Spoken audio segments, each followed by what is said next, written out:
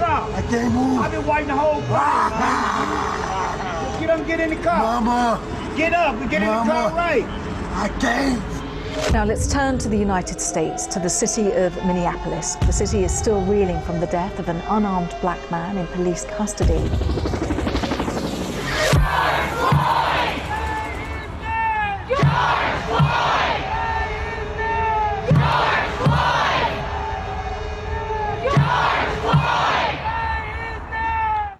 I am George Floyd. I am Ahmaud Arbery. I am Angeloku. I am too many names to count. And these are just the names of those whose lives were cut short. He's like, please, I can't breathe, and they're not here. What about the names of those whose lives were made harder, whose success was stifled, whose value was diminished, whose hard work wasn't rewarded, who fear for their families, who know for them it's just different? The names of those who live with the pain, the burden, and the terror of anti-black systemic racism every single day. We live in a time where black men and women and boys and girls can be choked and shot and beaten and lynched in broad daylight by murderous pigs. Their time is long overdue. We can't be silent anymore. Take your knee off our neck. We can't delay another day. And make no mistake, So they are frustrated. this isn't just an American There is issue. no systemic discrimination. It's a Canadian one too.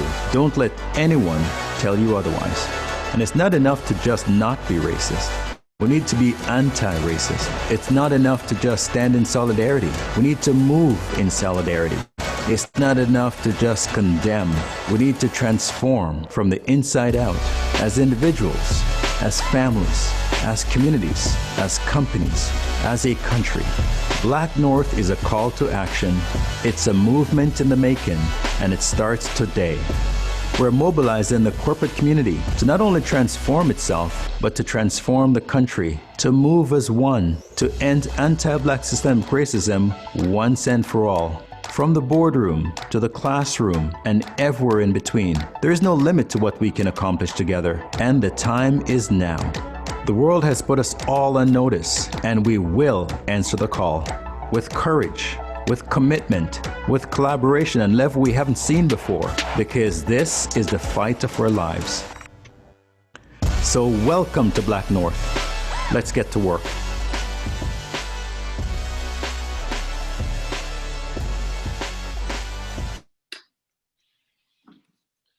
Thank you very much, Saif, and thank you for the introduction. I'd like to take a minute to thank our speaker today, Wes.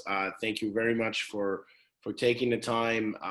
As you've seen by the introduction, Young Canadians in Finance has been around for, we're getting closer to 12 years now, and I think the success of the organization is really pushing us to so many directions. At first, it was an organization to connect the Canadians working in the finance industry, but also the value chain of all finance, not just like the capital markets, like everyone that is around the companies. And now the careers have started evolving. People have, grown into private equity, venture capital, in so many directions. And now we're at a point that because of our scale, because of our impact, and also because of the years, we want to push towards more, initiatives like the BlackNorth. So we're really happy to have you around with us today. So that's just me saying thank you. And just to get it started, this video is charged with so much emotion and image that we have seen. I think many of our cities have seen different Black Lives Matters, different marches and reaction to what happened in the United States. But this is the context that's been going on, not just the last 2 or 3 years. It's been going on for many decades now. Tell us a little bit how, for you, how did this idea of the call to action started for you? How did you decide one day you woke up and say, I'm going to do something about it? Mark, thank you. And that's a pretty good question. So I was, listen, I'm like most people, I was managing through COVID and doing all these different things and trying to save my businesses. And I have several businesses. And I serve on a few not-for-profit boards, the Sick Kids Foundation, the Pathways, and also the TIF board. And that week we had a lot of things going on that week, not only again managing through COVID, but we had board meetings for all these institutions that week. And a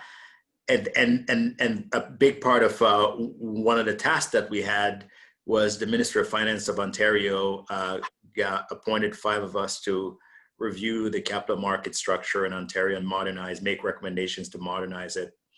So I was doing all these things, and somebody came to me and said, "Hey, have you seen the video?" And I said, "Absolutely, yeah, that guy running through the neighborhood and he was murdered by 2 average citizens." They said, no, a different video. And it really shows how callous we've become, even Black people have become, when one of our own has been murdered and we go, "Yeah, we've seen the video," and you move on. But we didn't really move on. We just kind of carry on with our day, essentially. But he said, no, that's not the video. There's one that's a little bit more egregious. And it's the George Floyd video. And I actually watched that video. And after watching the video, it literally changed my life, really. And it was, I actually pictured myself laying on the ground with that officer's neck on my knee. I transformed myself into George Floyd when I saw that video. And it really affected me emotionally, deeply, to the point where I actually sent an email to all the boards that I was on and my colleagues, and I said, "I can't participate in anything this week. I'm taking a mental break this week, and I have to process this." And I sat down and wrote an op-ed, and I said, "I'm going to put it in the paper," and I published it in the Globe and Mail, and it was entitled, "When I look in the mirror, I see George Floyd, and so do others."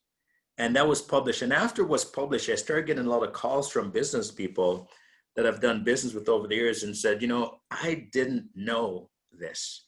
The first call I got was from Victor Dodig, who was the CEO of CIBC. And Victor said, "Wes, can I call you? Text me. Can I call you?"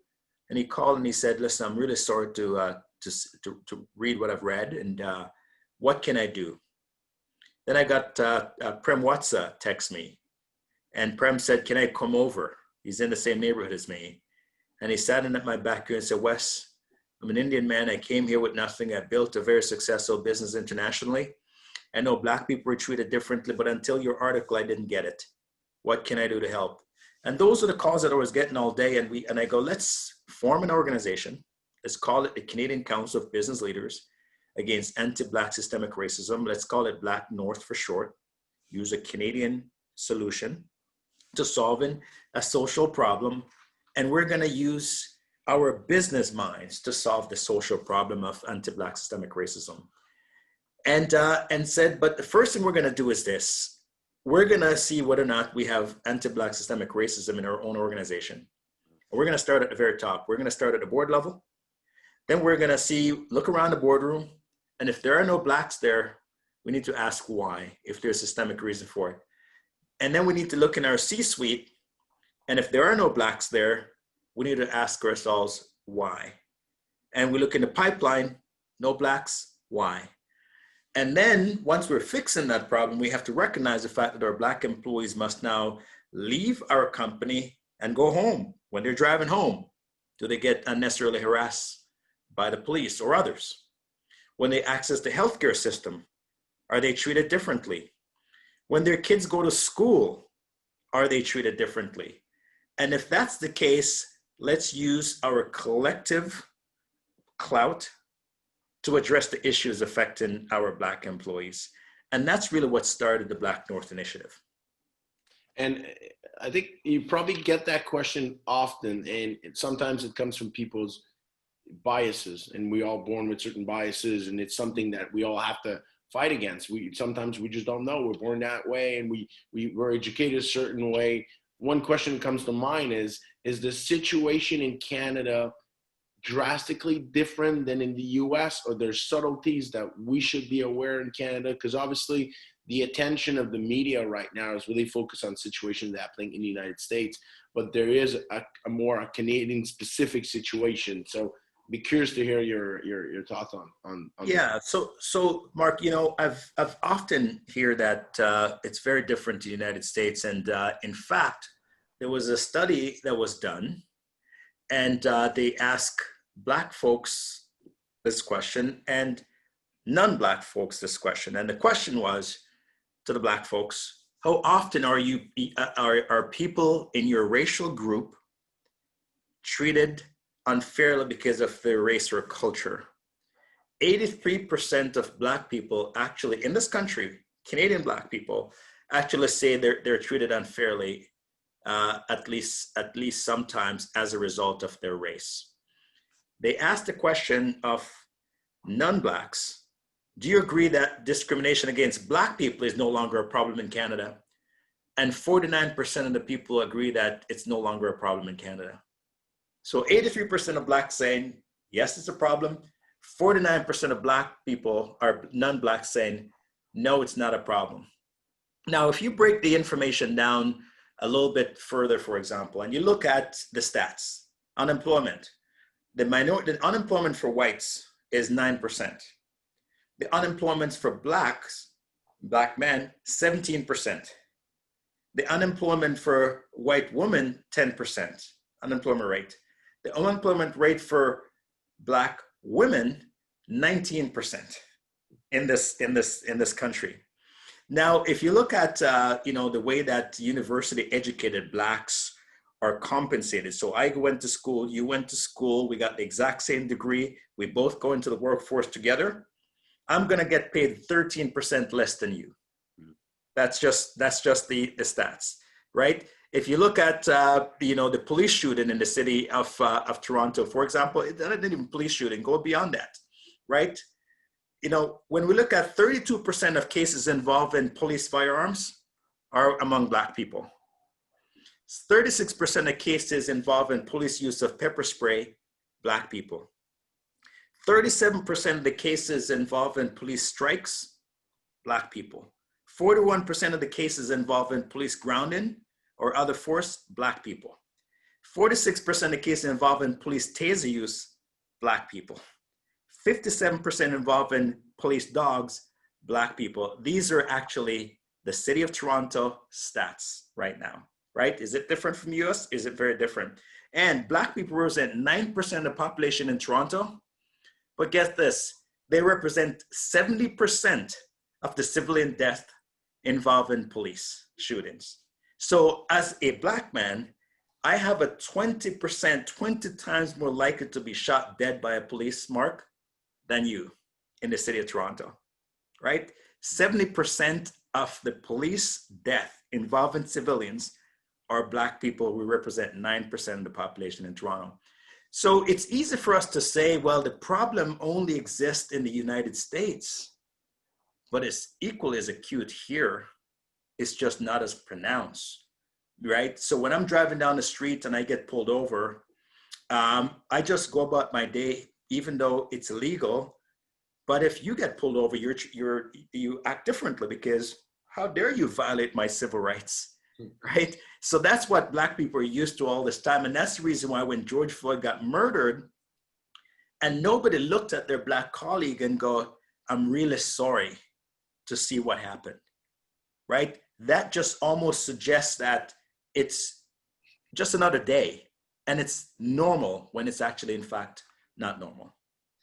And you get the sense that also we always say I lived in the United States for 12 years, the whole Canadian way, we're like nice people and we're like more progressive. Obviously, the racial tension in the United States because of, the creation of the United States and such, the Civil War that they had to fight and such, like versus Canada, it was very different. Obviously, we had our own set of wars with Aboriginals and such, but in general, like, are the Canadians are just too nice that they're becoming oblivious to that, to what's happening sometimes in their community, or to your point, like going to see some of your Black colleagues when these things happen and say, hey, I'm really sorry. I want to make sure that, you're probably feeling a lot of emotion, but we don't know how to say something. Is that something of a Canadian way of us seeing what's going on as a problem?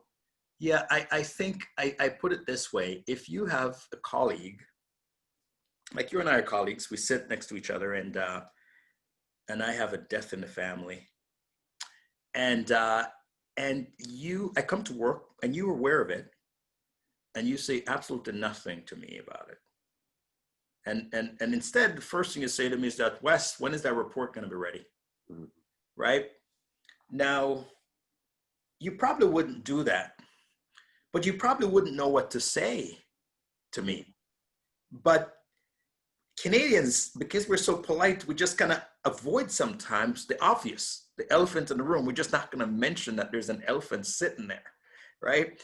And that's really what happens, is that we sit there and we go, we're not going to say anything. But the worst thing in that situation, when you have a friend who is grieving or a colleague who is grieving, the worst thing to say is nothing. The best thing you can say is listen with empathy. You can just say, I'm here for you if you're willing to talk.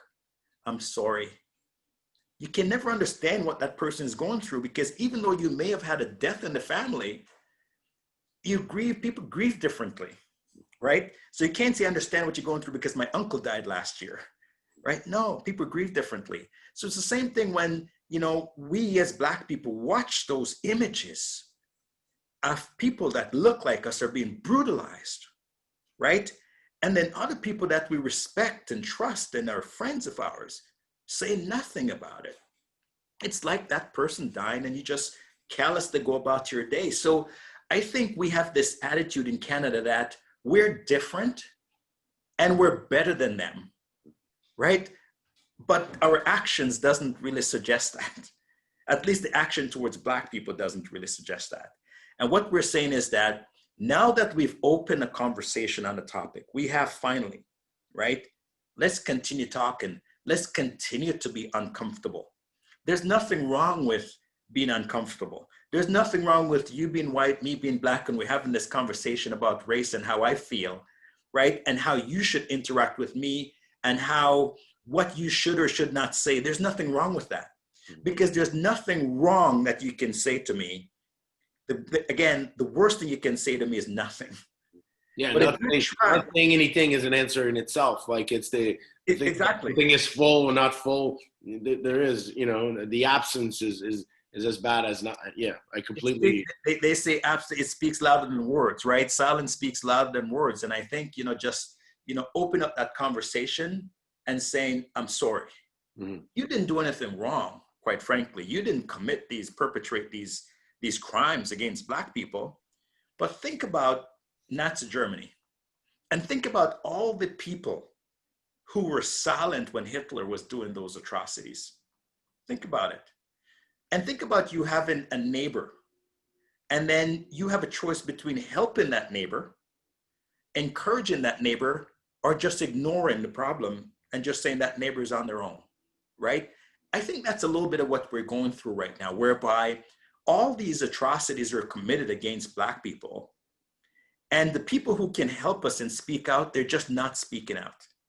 And they're not helping us. And those people are in a position of strength and influence. Just like in Nazi Germany, business leaders were not speaking out.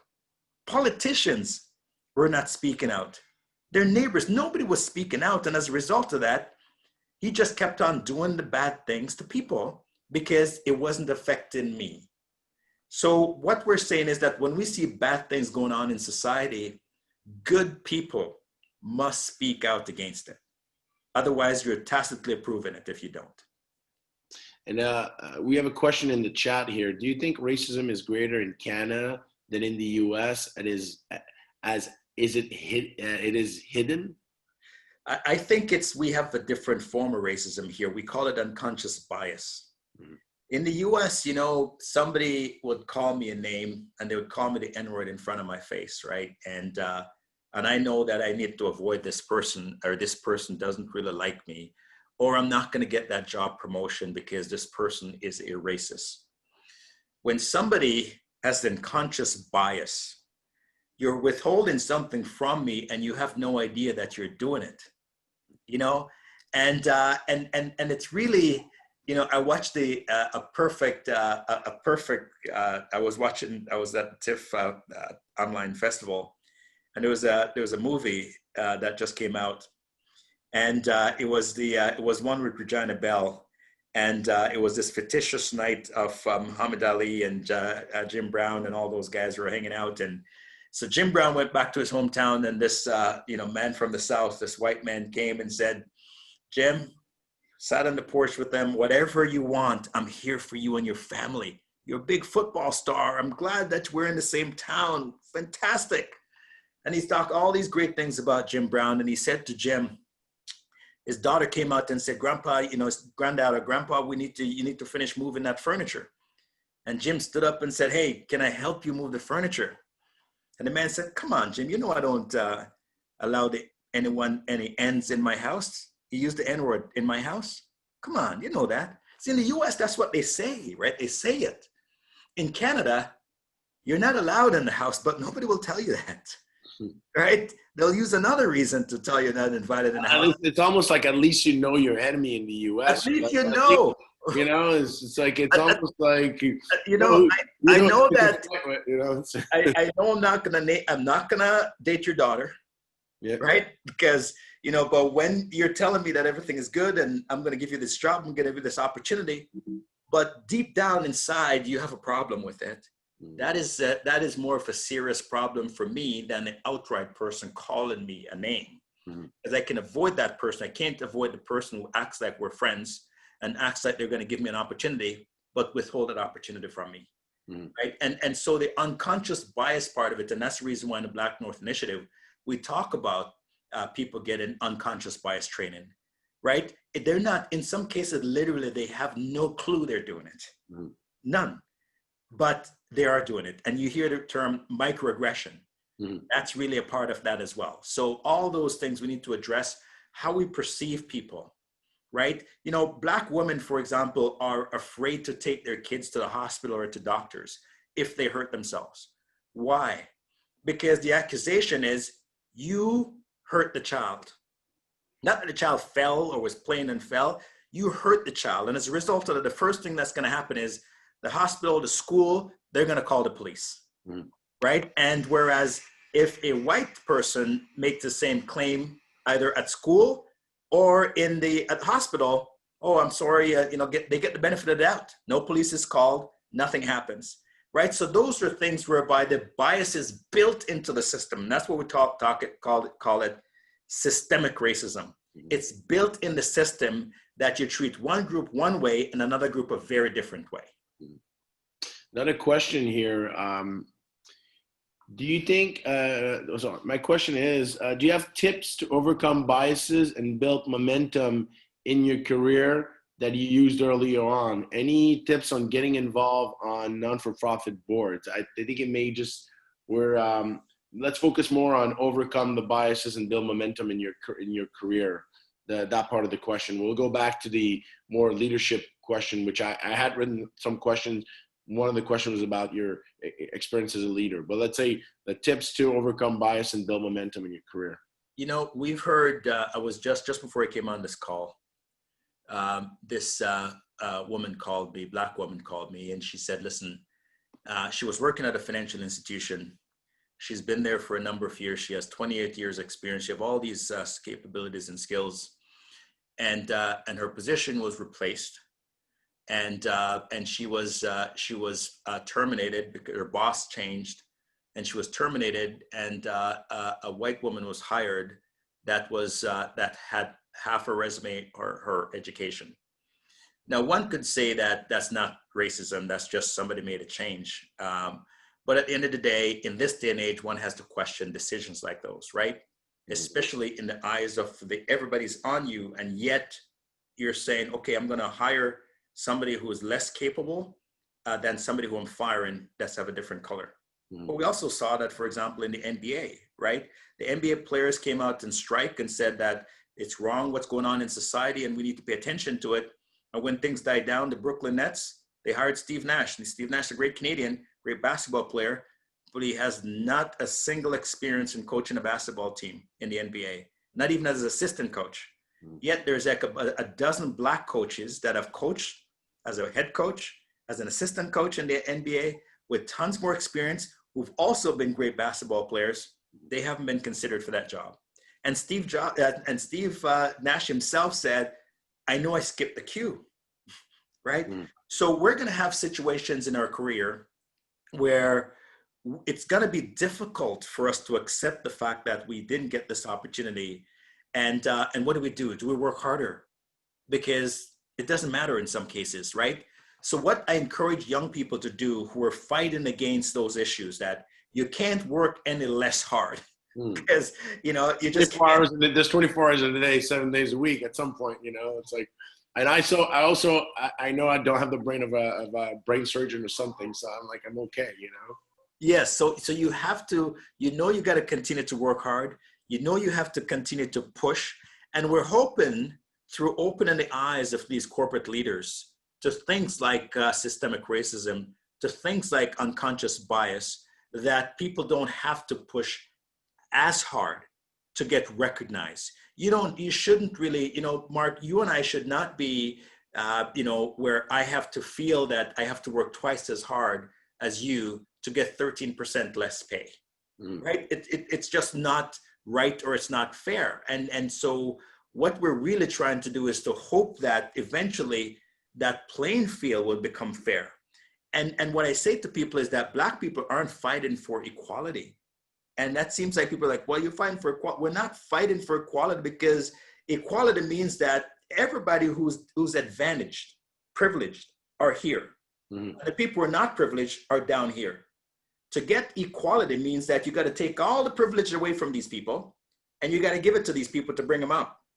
That's not practical. We're not doing that. And we know society will not do that. What we're fighting for is fairness.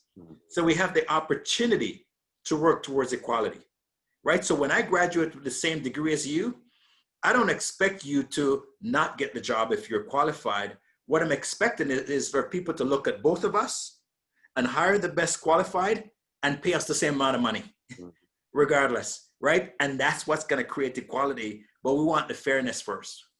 And do you think there's a generational shift? Like I'm born in 81. I'm what I'm considered like a early vintage millennial, even though like I'm still struggling with Zoom and some of these things. But my point is more for me, you're saying this thing in terms of fairness. And for me, I'm like, yeah, sure. It doesn't matter if you're a man or a woman, like your color of your skin, your race, like you do a certain job, this is the same level. But is generation in itself, one generation of younger leaders will start taking like C-level position, board level position, this is going to change? You're afraid that in itself, there's something embedded that won't change? Well, you know, back in the 60s and 70s, you had all these white folks with flour in their hair saying that the Vietnam War was wrong, race, everybody should be treated LGBTQ, everybody should be equal, the same, right? These are the same people who are controlling the system today. These are the same people who are not hiring Black folks. These are the same people who don't allow people in their neighborhoods, right? These are the same people who were fighting with us, alongside us back then. Why is it the case? Because the system hasn't changed. Nobody has attacked the system that's set up to treat people differently. So when those people are coming up and they graduate university with their Black colleagues and they start to get promoted up, they don't realize that the Black people that they graduated with aren't coming up with them, because the system filtered them out. And when they got into that neighborhood that people look like them, they didn't look around and go, where are all the Black people that I used to know back in the 70s? They don't even ask them, because the system kind of makes you so comfortable and so complacent. So you don't even look at the injustices happening to other people that you were fighting for. So I'm saying today that yes, the young people today are different. But if they don't attack the system, the bad system, the anti-Black system that we have that's been put in place from slavery, that we still inherit today, you're going to be 10 years from today, Mark, you're going to look around and you're not even going to notice that guys like me aren't there with you, because the system hasn't changed. So that's the reason why as business leaders, we go, let's address the system. Let's look at the education system, the healthcare system, the employment, all those systems, and let's eliminate the barriers that exist in there. Let's take away the requirement whereby people can apply their own biases because the system is there for them to use to their advantage. But look, I get the sense for me, I'm fascinated by what's going on right now in so many different ways. Like I love wine, and I think what Dwayne Wade is doing with wine and the community, and there's been a Netflix movie about a Black sommelier and stuff. I think a lot of pockets of the society have been awoken by this movement. But your point is to how do we continue to progress this movement, and we not stop the whole idea. Let's not stop the fight in itself to change the structures. So that's going to take a lot of leadership. So I think it's something that we have to continue to talk and bring into. It has to be in our consciousness. Exactly. If you look at the NAACP, the National Association for the Advancements of Colored People, that's what they call it back then. Still call it that today. You look at that in 1965, when essentially, civil rights were there, and then, let's say, for example, NAACP go, we finally got our civil rights, it's over. Why are we still here in 2020 fighting about our civil rights in the United States, right? It just means that you can never let your foot off the gas, right? Because once you do, we're gonna go backwards, and we are going backwards. I'll give you an example. Back when, you remember when Rodney King was beaten by the police? 1992, right? I was married in 1992. That gives you a little bit about my age, okay? I was 11.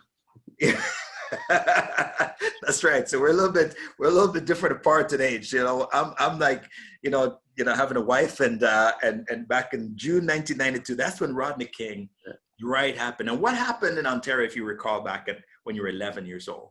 The riot where Ontario was 11. I was French Canadian in the suburbs. But you would see in the television, because you would see that the riots spread outside the United States. In fact, it came to Toronto. Okay. Wow. Right? People were breaking glass and marching up and down Yonge Street, right, in 1992 because of what was happening there. Sound familiar? So what the Ontario government at the time did, Bob Ray said, he commissioned this man, Stephen Lewis, a diplomat, a white man. And he said, I want you to do a report on race relations. And he did a report back in June 1992. And here's what he concluded. He said, first, what we're dealing with at root and fundamentally is anti-Black racism. 1992. While it is obviously true that every visible minority community experiences the indignities and wounds of systemic discrimination throughout Southern Ontario, it is the Black community which is the focus. It is the Blacks who are being shot. It is Black youth that is unemployed in excessive numbers. It is Black students who are being inappropriately streamed in schools. It is Black kids who are disproportionately dropping out. It is housing communities with large concentration of Black residents where the sense of vulnerability and disadvantage is most acute. It is the Black employees, professional and non-professional, on whom the doors of upward equity slam shut. Just as the soothing balm of multiculturalism cannot mask racism, so racism cannot mask the primary target. It is important, I believe, to acknowledge not only that racism is pervasive, but that at different times in different places, it violates certain minority communities more than others. As one member of Urban Alliance on Race Relations said, the Blacks are out front and we're all lined up behind. This was done in 1992, right? And here we are. We could write that report today. Nothing changed. All the things in the system are there because systemic, we didn't attack the system. And why didn't we attack the system? Because we're still having politicians that are saying there's nothing wrong with the system, right? But I've never heard a Black person say there's nothing wrong with the system. If you walk down the street and you ask a Black person, tell me, is there a problem with the system that prevents you from getting ahead? Tell me how many would say, no, the system is perfectly fine. That's the reason why I'm going to my job. Did you know that if you look at some of the largest companies in this country, for example, and you'll see in terms of the breakdown for these companies. I'm pulling up some stats here. And when you look at, for example, 7 of in the executive positions in Canada, executive senior management positions across the country, Blacks represent 0.8%, less than 1% of senior executives across this country. We represent 3.5% of the Canadian population. 7 of the largest energy companies have 0 Blacks in their C-suite. 6 of the largest banks, 0 blacks in their C-suite. 5 of the largest telecom providers, 0 blacks in their C-suite. 2 of the largest insurers, 0 blacks in the C-suite, right? The problem is, how could you look at those stats and go, there's no systemic issue for that, right? Yet we're graduating universities, same university as white people are, graduating law school, the same university as white people are, but yet when it comes to those positions, blacks don't exist there.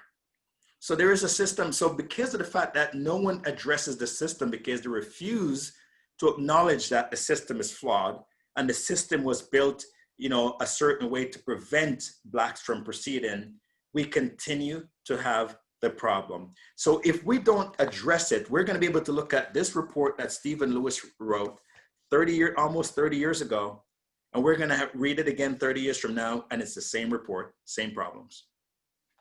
I'm going again with the different question. Do you think keeping to oneself is a gender divide in that males do not communicate their emotion? Is it more of like driven by gender or? Well, you know, I communicate my emotions very, very effectively. I think, you know, at the end of the day, men, women, black, white, you know, when people see injustices, they talk about it, and they should talk about it, ought to talk about it.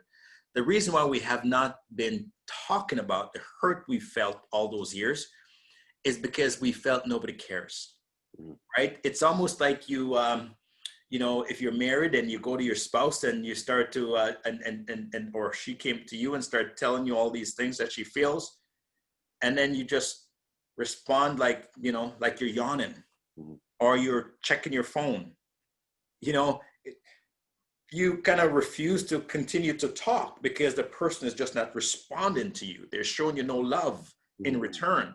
And I think the emotional aspect of it, we refuse to talk because we felt that people aren't listening. And now that we feel that people are listening, that's the reason why the conversation is happening now. Finally, people are listening to us. The question is, are they taking us seriously? Are they listening with empathy? And that's, time will tell whether or not all this is just people listening just because, or they're listening to hear us and to try to do something about it. So what is your opinion on the recent $221 million announcement to help the Black Canadian entrepreneurs? And is that the initiative that Dennis Mitchell, Starlight Capital, I think is behind, or Dennis was a former client of mine, as an initiative around what happened during Black Lives Matters?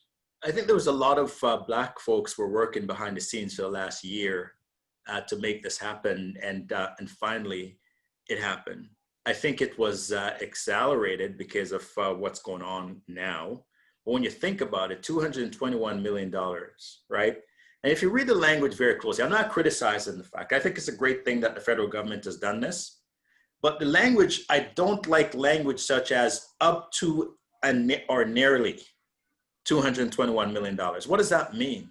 Why the caveat, up to or nearly $221 million? If you go to a store and you see a sign that says 70%, up to 70% off, usually all those 70% off items are sold out. And there's only one item for 70%, but the average price is 30% off, okay? So when somebody used language like up to and nearly $221 million to service the Black population, which is 3.5% of the population of Canada. I have a company that does $200 million a year in revenue. And I know that's not a lot of money, right? Because the government takes their piece, the employees takes their piece, you know, the landlord takes their piece. Sometimes I don't even have a piece to take home, because so many people are taking their pieces, right? So I'm saying it's a good start because it's never been done before, but the devil is in the details, right? Because what we do know is that a huge percentage of that number, it's actually a loan, right? The government is only putting forward up to and nearly $93 million over 5 years, right? So $93 million over 5 years for 3.5% of the population, not a big number, right? And then the rest of it is gonna be based on going to the banks. And then you still gotta go through the hurdle of getting qualified and so on to get that rest. So that's why it's up to or nearly $221 million. What I'd love to hear is that when this program is administered, Black people are involved in administering it, And in 2 or 3 years, we go $221 million was put into the Black community to incubate businesses. And as a result of that, the Black community is now better off for it. That's what I'm looking forward to hearing, but the devil is in the details. So we'll see what happens. Do you think technology will help, again, racism, such as by reducing bias in hiring? I think that the AI is bad right now, okay? I'll give you an example. I posted something on LinkedIn not too long ago, and my son was doing his homework and on his iPad, and he started to write something, and it says, he was talking, it was a biblical reference that he was using in his homework, and it says, he started by saying that Jacob was killed by, and the predictive text come up, says, a Black man, okay? And he brought it to me, and he goes, what does it say, a Black man? That is AI at its best, right? Joseph was killed by the proper, if in the Bible is a wild animal, but it says a Black man or a Black woman, right? And so when we think about AI, using AI to determine if I get a loan, to determine things relating to me, healthcare and stuff like that, that in my view is the worst place to be right now, because we have to look at who's programming the system and what systemic bias is there that they're actually programming in the system. So when you look, for example, and you say, well, Black people represent X percentage of the people incarcerated, okay?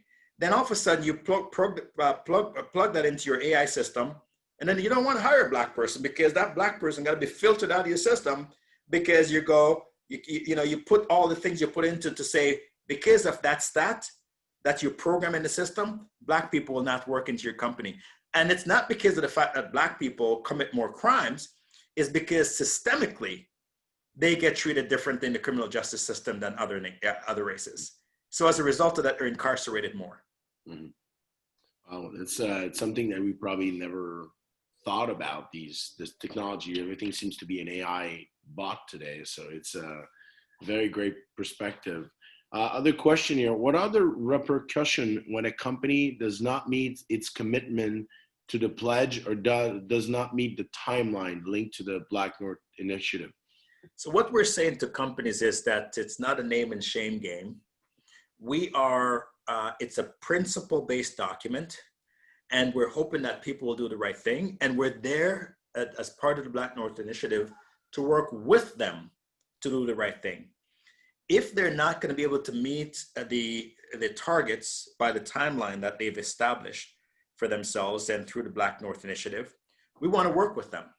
We want to be able to say, for example, there's other companies maybe in your sector that have done a great job, and these are the things that they've done. Mm-hmm. And as a result of that, we're encouraging you to speak to them to adapt those practices, right? So it's not to shame people.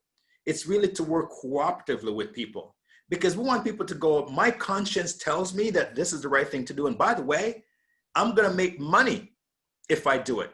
You know, when we look at, for example, Moody's just came out, and they're the first of the 5 credit agencies to actually take action as it relates to measuring risk when it comes to race relations. And why? Because they said it impacts your credit rating, because having racial risk drive up your cost of capital. Right? So they look at, for example, Lloyd's Bank out of the UK, and they look at Lloyd's race action plan. They have a race action plan. And they actually decided to make Lloyd's credit positive. They upped their credit rating, increased it, because of the fact that they look at their action plan and said it will improve staff diversity at all levels and thereby reduce exposure to social risk. So one of the big part of Lloyd's race action plan was that they agreed that they're going to hire 3% of their senior executives to be Black. Mm-hmm. 3%, just like because in UK, Black people represent 3%, Canada 3.5%. So just on that metric alone, they got an increase in their credit rating as a result. So what we're saying is that eventually, once companies start to do these things, they're going to see that it's actually a net positive. McKinsey came out with a study in 2020 that says that if you have a gender and ethnically diverse board, you're going to outperform your peer group by 36%. Mm-hmm. right? So you're leaving money off the table if you don't have a diverse executives team. But again, as I indicated, 7 of the largest, energy companies and so on, no Blacks. So they're leaving money off the table. So eventually, places like Moody's, activist investors will penalize them. You guys at Juris Lassie Fraser will essentially look at these companies and go, well, it's actually a risk. It's leaving money on the, would you invest in a company that's leaving money on the table? But first, you have to be convinced that hiring diversity is the right thing to do because it's going to create value.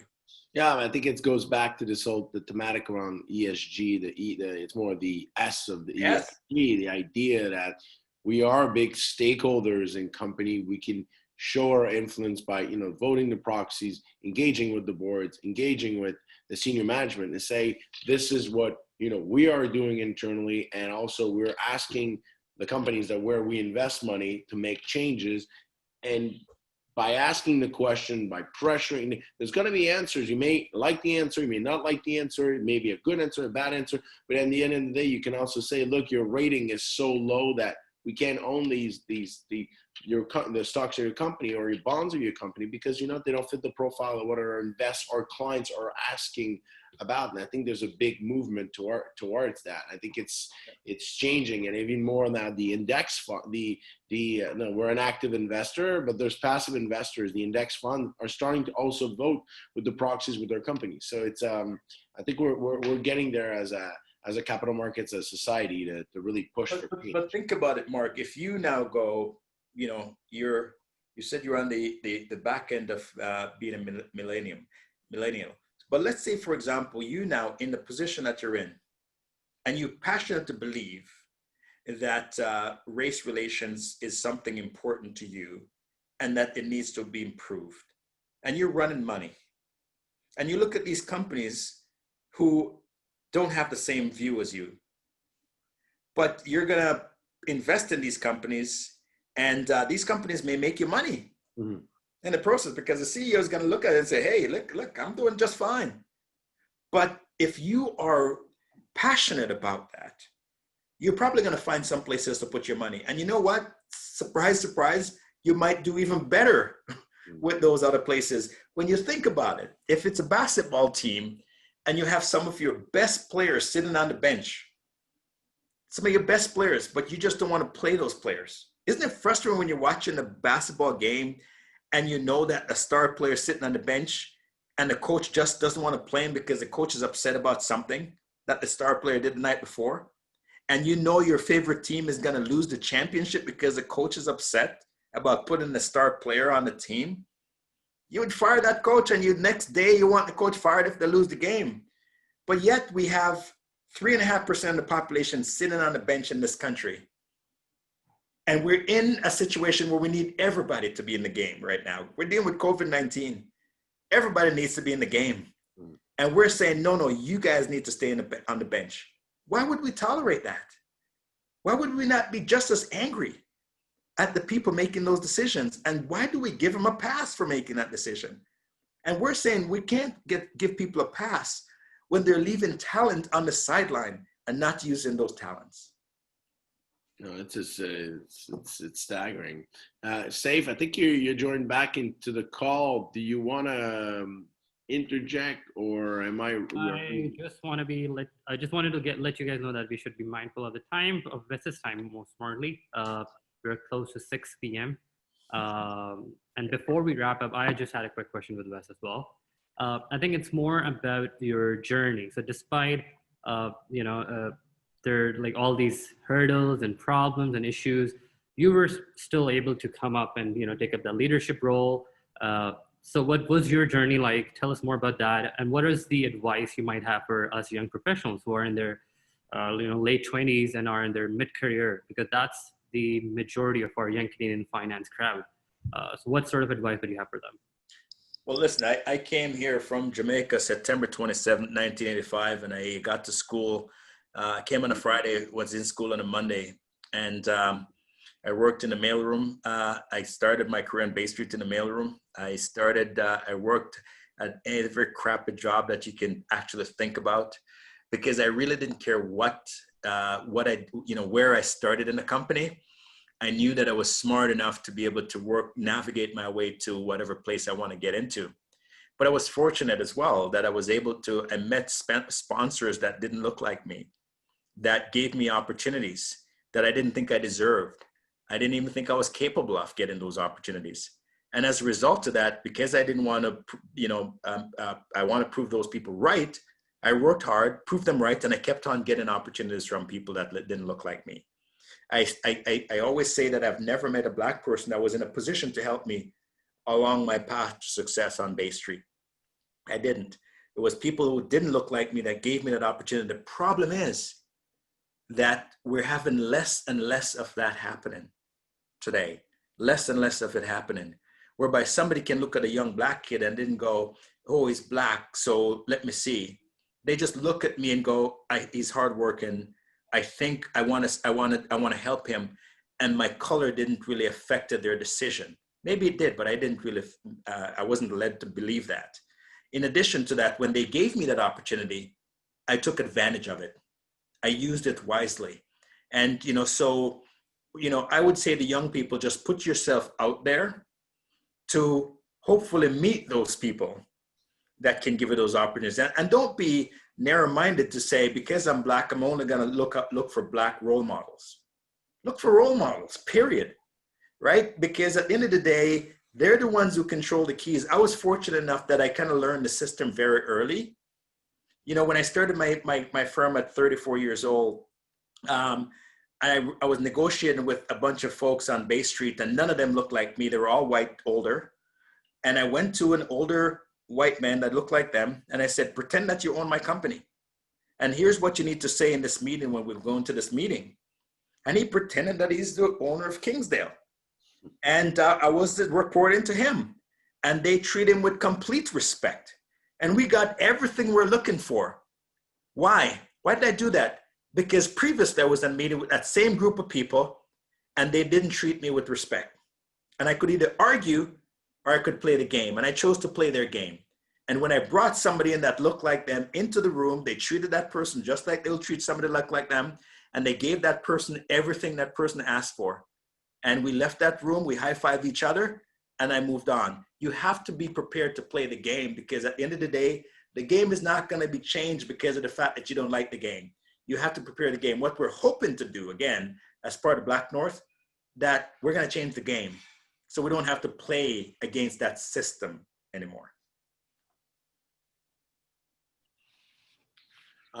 If we continue on the question, I mean, we have upwards of 20 plus questions in the chat. We could go very, very long on this Q&A, but what I'd like to hear is specifically, what are some of the initiatives that we can, like on a solution base, like what can we do now? Like, what do you suggest for us to do? Like, obviously all our companies are either struggling or try to go be proactive about the situation right now, but what can we do on a day-to-day basis, and also try to look forward for our careers? I would say that multiculturalism, we have multiculturalism in Canada, but it's not all in all levels of our society, right? It's not on Bay Street, it's not in the top neighborhoods and stuff like that. Once we fix that, that's going to be our competitive advantage to the rest of the world. Especially post-COVID, there's people who are fleeing conflict with their family because they want safety and stability. They want to be treated fairly, and they're looking for safe haven to go to, whereby they can live in whatever neighborhoods they want, they can work in whatever companies they want, and there's no discrimination against that. When we walk down Yonge Street and different places across the country, we see multiculturalism. People need to actually see it in other areas, and that could be our competitive advantage. So, my encouragement is that if we can fix this problem, we can be the envy of the world, really. We talk about competing in Silicon Valley and all this kind of stuff. We can't compete with those. They have it covered. Multiculturalism is our competitive advantage, and we need to embrace that as soon as possible. So as people that are working in companies, you have to appreciate the fact that we need to push our management team. I don't care if you're at the lower level of the company. I encourage people to write letters to your CEO and ask them what they're doing about race relations. Ask them who they're leaving on the sideline and ask why. And people go, well, it's easy for you to say, Wes, because you're financial independent and all that kind of stuff. But at the end of the day, when you think about the people marching on the street, they're average people. They're young and they're average and they're saying enough is enough. We all have to do our part. We can't just say it's the elite that needs to change it. Everybody has to do stuff from the grassroots up. And if you start writing letters to your CEO, not to your boss, to your CEO, and say, what are you doing about this as a CEO? This thing can change really quickly. Why? When we look at what the NBA players did, they walked out. They didn't wait for their management team in the NBA, the team owners, to tell them what to do. They said, listen, we're going to get together and we're not going to play because you refuse to act. And if you continue to refuse to act, we're going to just stop playing. And that's what we need to say as employees to our leaders. What are you doing about this? And if they don't do anything about it, you need to take action. It's very, very inspiring. I think, Wes, your story of leadership, and I'll finish with this question, but what I'll say to all our members, we're going to tally all the questions because there's been so many questions in the different chats and the Zoom chat and the Q&A chat. We'll commingle all the questions, and Wes, we'll send it to the BlackNorth Initiative. Maybe there's some specific answers that your team may want to get back to all their members. I think it'll be great to have all these questions answered. But I'd like to finish on your journey of leadership. If we rise above the BlackNorth Initiative, all the different boards, your company, the foundation of your leadership skills, where do you think it's coming from? I've interviewed a lot of different business executive, business leader, and sometimes you're wondering, where does that drive and energy comes from? I'm sure there's no perfect answer. It's not an art, it's not a science, but I'm curious to hear your view on this leadership and this drive to want to make a change, you know? Well, I think it's a passion for what you believe in, right? If I didn't believe in what I'm doing here, I was just a talking head, and it doesn't really come. It's like anything, you know, if you're playing sports and, you know, you're going to tell the people who are really passionate about the sports than those who are going through the motions, right? And those who are going through the motions, they're not going to do all the things to prepare for a long career. They're not going to lift weights. They're not going to get up early and do all the things that they need to do to prepare their bodies for what their body is going to go through. But they have natural talent. But eventually they get injured and the natural talent is gone because they can't play. It's no different with business leaders, right? We have to prepare for what we're going into, right? This BlackNorth Initiative is not something I got up one day and go, hey, I'm going to do this. I started the BlackNorth Initiative back in 2016. Oh, wow. Okay. And just like anything in life, you have to prepare in advance to take advantage of opportunities. And then all of a sudden people feel that it's because of George Floyd what happened. No, George Floyd allowed me to take it to the next level, but it was already in the works. Because I know that this day is coming. The day is coming when we have to change the conversation. That, you know, this uneven playing field that we've been playing on for so long, it only gonna last so long. The Berlin Wall, nobody thought it was gonna come down. Nazi Germany, nobody thought that the Nazis would lose. You know, but eventually, all things that are unequal, unbalanced, eventually they get dealt with. And I know that this issue on race relations, eventually it will be dealt with. I don't know if it's going to be in my lifetime, but I'm going to do what I can to make sure that I have an impact on it in my lifetime, right? And that's where the passion is coming from. So, Wes, I'm gonna say this, and it's coming from me. If I can do anything to help in the province of Quebec, or help you find other leaders to continue what you built and bring this to Quebec or French, French Canadians in our community, I'll be really happy to help. I think the call today was one step towards that direction. But if there's anything I can do or we can do as YCIF, please let us know. I'll pass it off to Safe to get us the closing remarks. But it's been a real pleasure. Thanks, Mark. And one comment on Quebec. So we have a summit in Quebec on September 30th. Okay. So if you go to the BlackNorth.ca website, you can sign up for it. It's going to be in French mostly. And it's going to be some of the largest companies in Quebec that will be participating in that as well. Great, thank you. I'll make sure that it's distributed to all the members. Yeah, thank you. We're over time, but quickly, one last thing, Wes. I always ask this question as a icebreaker, but I'll ask you now.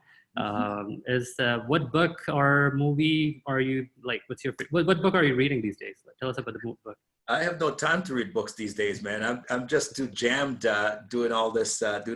But the books that I really like, I like listening to podcasts, and the podcast that I listen to, how they built this is one that's on on Apple or the Millionaire Next Door. But how I built this, I like because it talks about people's struggle in building their businesses. And even though I'm at the level that I am, I love to hear those stories because I like to look at and create in other things. And I always like to learn from people's mistakes and just see how, you look at a very successful company, but I always like to know the backstory. How did they get to the place that they are? Because I know there's got to be a story behind it. And I'm fascinated by those stories.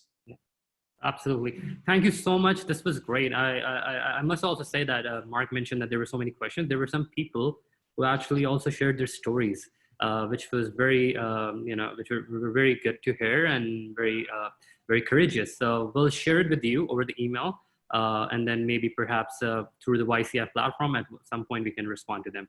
Yes. It was great. It was a pleasure having you, and thank you for joining us. And hopefully at some point when we have in-person events, we are back to the normal. We can have it in person and do it over a glass of wine. Normally we have our cocktail in the evening, so that's more fun, I guess. So we'll do it. Hopefully have that soon.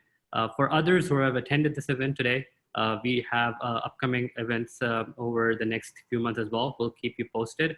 So if you have signed up for YCIF, you'll get the email. If not, visit our website, which is ycif.org, and sign up for our mailing list, or follow us on LinkedIn, and you'll get the updates on our next events.